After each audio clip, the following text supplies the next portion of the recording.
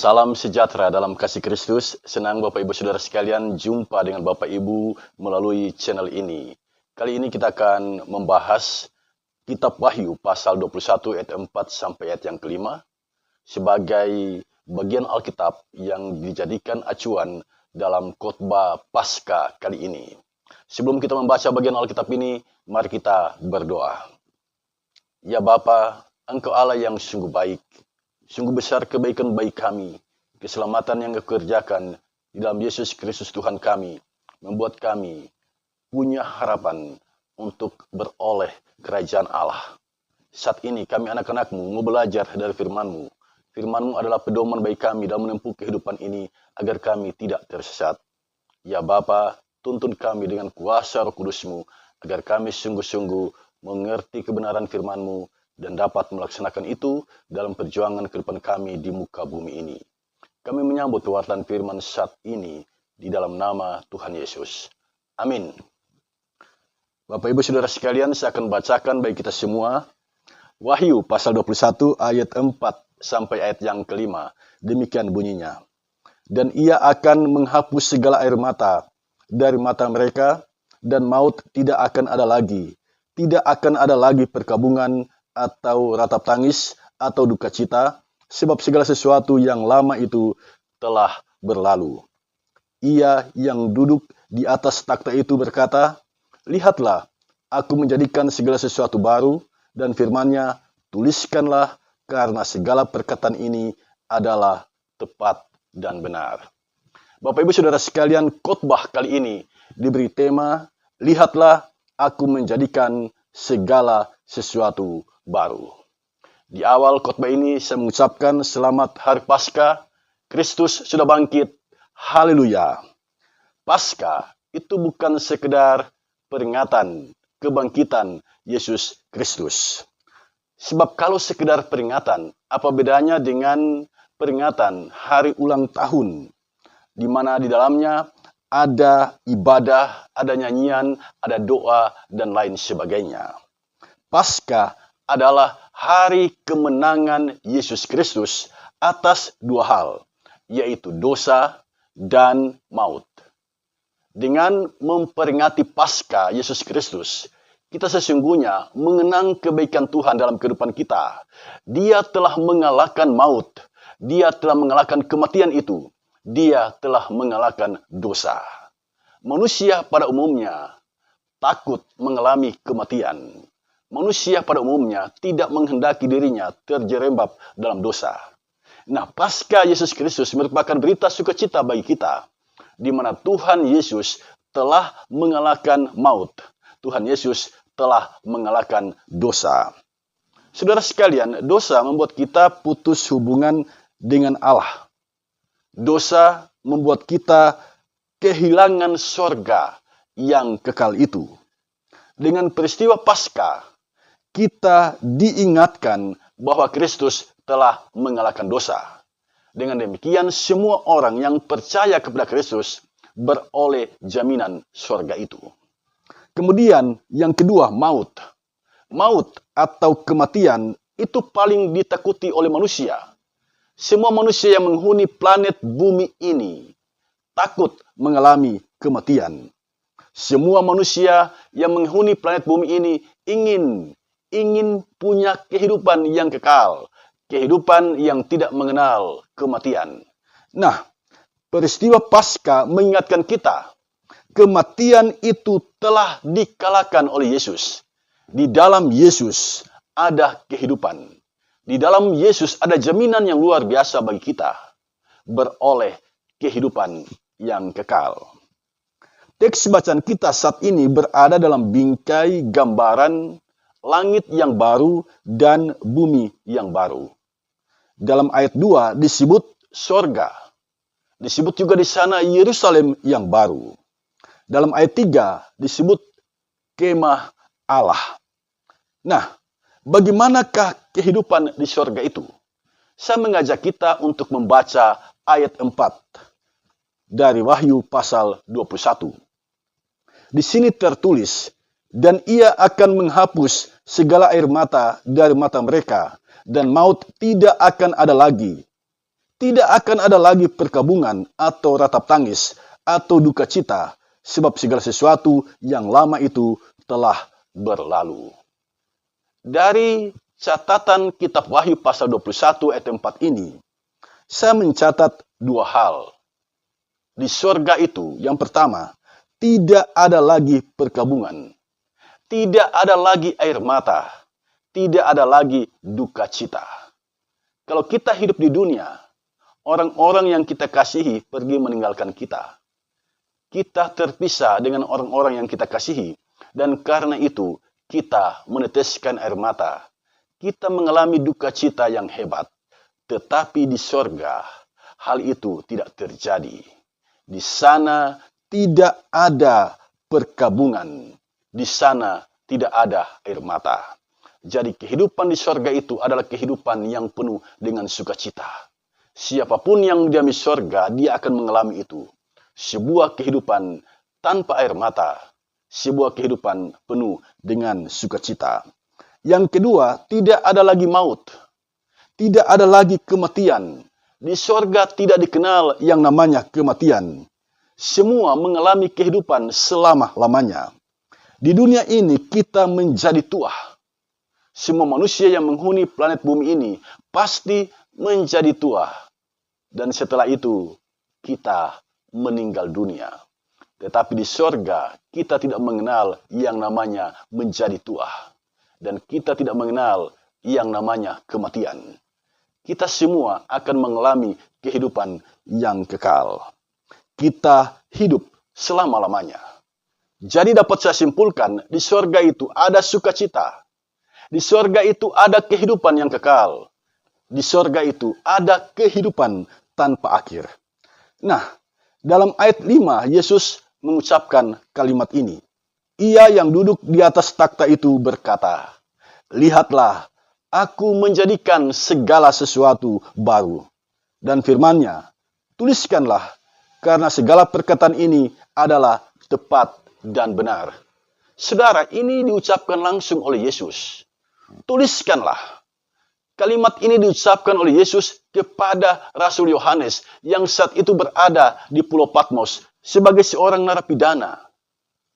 Yohanes ditangkap dan diasingkan ke Pulau Patmos karena dia memberitakan Injil.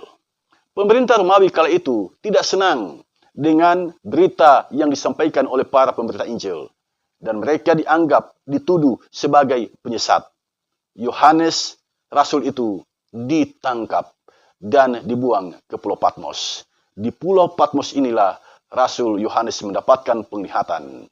Di sini Tuhan Yesus berkata kepadanya, "Lihatlah, aku menjadikan segala sesuatu baru." Jadi Rasul Yohanes diminta oleh Yesus untuk melihat realitas yang ada sekarang, bahwa Yesus Kristus membuat segala sesuatunya menjadi baru. Nah, kata baru di sini menunjuk pada realitas kehidupan yang baru. Realitas kehidupan sorga. Realitas kehidupan yang berbeda dengan kehidupan ketika kita berada di muka bumi ini. Di muka bumi ini kita mengalami duka cita. Di muka bumi ini kita mengalami kekecewaan. Di muka bumi ini kita mengalami putus asa. Di muka bumi ini kita mengalami kesengsaraan. Tetapi di sorga, semua itu tidak ada. Itulah yang disebut baru di sini. Di muka bumi ini kita kehilangan orang yang kita kasihi. Dan karena itu kita meneteskan air mata. Di sorga tidak ada perpisahan itu. Di muka bumi ini kita mengalami kematian. Dan itu menyedihkan banyak orang. Di sorga kita tidak mengalami itu. Jadi di sorga itu hanya ada dua hal. Yaitu sukacita dan kehidupan yang kekal. Kegembiraan yang hebat dan kehidupan yang tidak ada akhir. Kemudian Yesus melanjutkan. Tuliskanlah. Karena segala perkataan ini adalah tepat dan benar. Ini adalah firman Tuhan yang disampaikan kepada Yohanes. Yohanes diminta untuk menuliskan semuanya. Menuliskan apa yang Yesus katakan. Hal ini harus ditulis agar manusia tahu bagaimana sesungguhnya kehidupan yang baru itu. kehidupan bersama dengan Yesus di sorga yang kekal itu. Nah, kitab Wahyu adalah kitab yang ditulis oleh Rasul Yohanes di akhir abad pertama Masehi atau di tahun 100 Masehi. Kala itu, Rasul Yohanes berada di Pulau Patmos dan dia mendapatkan penglihatan di sana tentang kehidupan di sorga. Saudara, bagi jemaat di zaman itu, ini adalah berita sukacita. Apa yang disampaikan oleh Yohanes ini adalah berita sukacita. Jemaat yang mendengar dan membaca apa yang disampaikan oleh Yohanes ini bersukacita. Mengapa? Karena pada waktu itu mereka sedang teraniaya. Pada waktu itu Kaisar Domitianus begitu kejam memperlakukan orang Kristen. Mereka ditangkap, mereka dijebloskan ke penjara, mereka disiram dengan aspal, mereka dibakar hidup-hidup, mereka dipaksa berkelahi dengan singa. Itulah kekejaman yang dilakukan oleh Kaisar Domitianus. Dan karena itu jemaat sangat tertekan.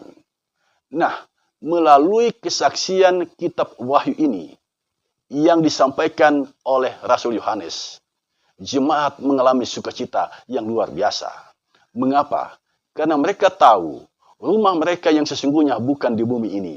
Rumah mereka yang sesungguhnya adalah rumah Bapa, yaitu surga. Karena itu mereka tidak takut kehilangan nyawa. Karena kematian bagi mereka adalah beralih dari kehidupan di dunia ini memasuki rumah Bapa. Inilah spirit yang lahir setelah mereka membaca kitab Wahyu. Jadi kitab Wahyu ini sesungguhnya adalah kitab yang ditulis untuk meneguhkan iman jemaat, menghadirkan sukacita di dalam jemaat. Tetapi yang aneh sekarang adalah banyak orang takut membaca kitab Wahyu. Mengapa? Sebab dalam kitab Wahyu kita membaca ada gambaran-gambaran yang menakutkan.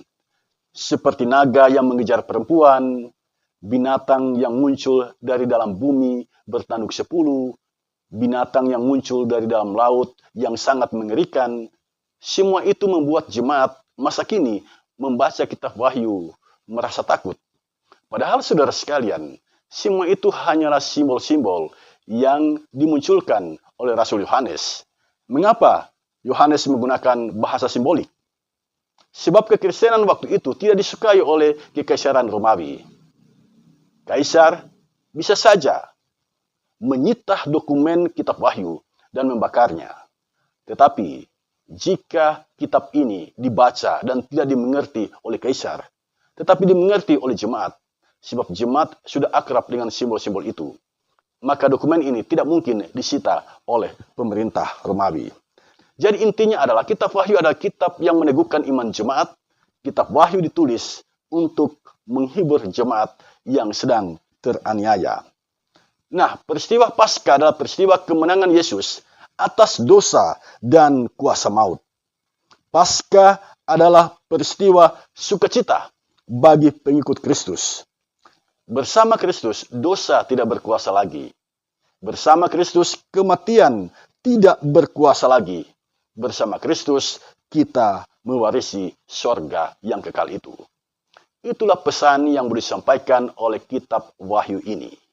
Nah, saudara sekalian, pelajaran apa yang dapat kita petik dari kitab Wahyu ini? Saya mencatat 3 hal penting. Dan harap ini dicermati dengan baik. Harap ini diingat dengan baik, sebab 3 hal penting ini sangat-sangat mendasar dan sangat penting bagi kita dalam menjalani kehidupan. Yang pertama, kitab Wahyu ini memberikan pesan, berimanlah sungguh-sungguh kepada Kristus, sebab Dia telah mati dan bangkit demi keselamatan kita. Tuhan Yesus pernah mengingatkan murid-muridnya, ranting tidak mungkin berbuah jika dia tidak melekat pada pokok anggur. Kita tidak mungkin punya kekuatan menjalani kehidupan jika kita tidak melekat pada pokok anggur, yaitu Yesus Kristus. Kita tidak mungkin diselamatkan kalau kita tidak melekat pada pokok anggur, yaitu Yesus Kristus. Karena itu, Tuhan Yesus meminta kita berimanlah sungguh-sungguh. Sebab engkau dibenarkan bukan oleh amal baikmu, engkau dibenarkan karena iman. Yang kedua, di dalam menjalani kehidupan ada saja tantangan yang kita hadapi, ada saja pergumulan yang kita hadapi, tetapi Tuhan meminta kita hiduplah di dalam pengharapan. Mengapa? Karena siapa yang bertekun sampai akhir, dialah yang mendapatkan mahkota kehidupan. Tidak ada mahkota kehidupan diberikan kepada orang yang bermalas-malasan, kepada orang yang tidak mau bertekun dalam imannya, kepada orang yang lebih suka instan, tidak mau menghadapi permasalahan atau pergumulan kehidupan. Tuhan Yesus mengajarkan kita, belajarlah memikul salib.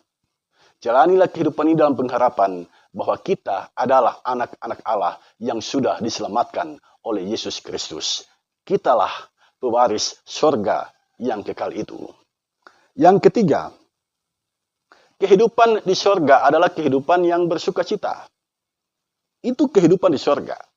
Karena itu bertumbuhlah sebagai pribadi yang selalu bersuka cita. Di mana ada dirimu, di situ ada sukacita. Kemanapun kita pergi, kita harus menghadirkan sukacita. Sebab kehidupan sorga adalah seperti itu. Saudara, bagi kita pemuda Gereja Masehi Injili Minahasa yang sedang merayakan Hari Pemuda Gemim, pertanyaan reflektif bagi kita, sudahkah kita menjadi pemuda Gemim yang baik dan benar? Sudahkah kita menjadi anak muda seperti yang Tuhan Yesus ingini? Berpijak dari teks bacaan kita saat ini, kita diingatkan dua hal penting. Yang pertama, karena Kristus telah bangkit demi keselamatan kita, maka kita selaku anak-anak muda harus juga bangkit. Apapun pergumulan kita, kita harus bangkit dari dalamnya. Apapun masalah kita, kita harus bangkit dari dalamnya. Jangan terpuruk oleh pergumulan kehidupan. Jangan sia-siakan kehidupan kita hanya karena pergumulan yang sedang kita hadapi. Belajarlah pikul salib, bangkitlah bersama dengan Kristus. Itu pesan yang pertama. Yang kedua, karena Kristus telah menang atas dosa, maka kita sebagai pemuda Gemim, mari kita menjalani kehidupan dalam ketaatan kepada Kristus. Mari sebagai pemuda Gemim, kita bertumbuh sebagai pribadi yang penuh sukacita, karena Kristus telah mengalahkan kuasa dosa dan kuasa maut. Selamat merayakan Paskah Yesus Kristus. Tuhan Yesus beserta dengan kita. Amin.